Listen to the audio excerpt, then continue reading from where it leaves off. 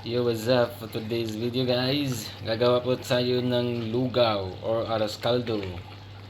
Ayan, lagay ko na po ng turmeric, ginger, onion, and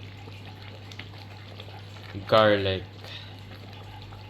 Ayan, ang halo nito guys is nilagyan ko po ng isang whole manok, chicken, at saka isang kalahating kilong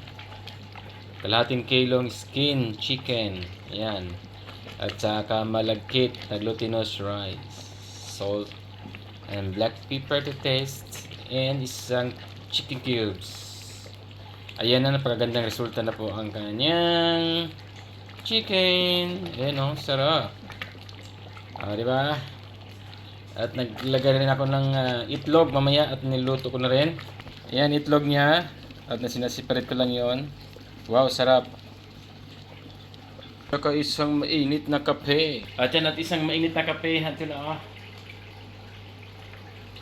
By the way pala ay gagwapot na tayo ngayon. Kaya nagpagupit tayo.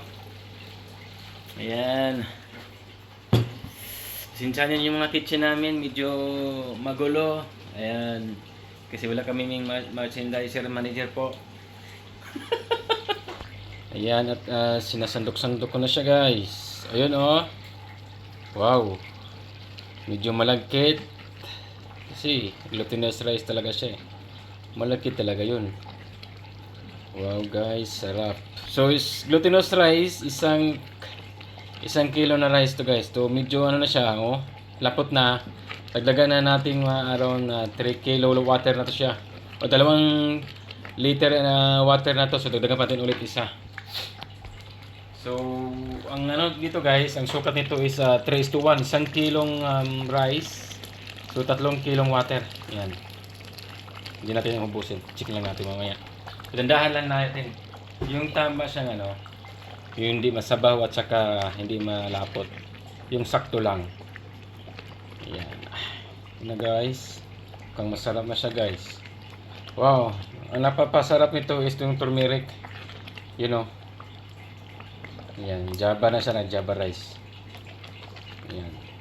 Ito yung arroz caldo ni Kasandok. Yan. Sa gusto mag-business nito, pang umaga, pang almusal. Pwede nito nyo gawin sa mga bata, sa mga estudyante. Yan o. Takatakalan ninyo. Okay na to. Binta nyo to sa palengke. O sa malapit sa eskwelahan. Busog na ang tummy ninyo.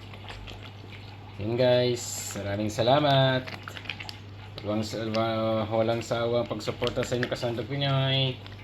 Ayan, ako pala si Kasandok Pinoy aka Batang Cebu. Bala. Tanan! Bye bye!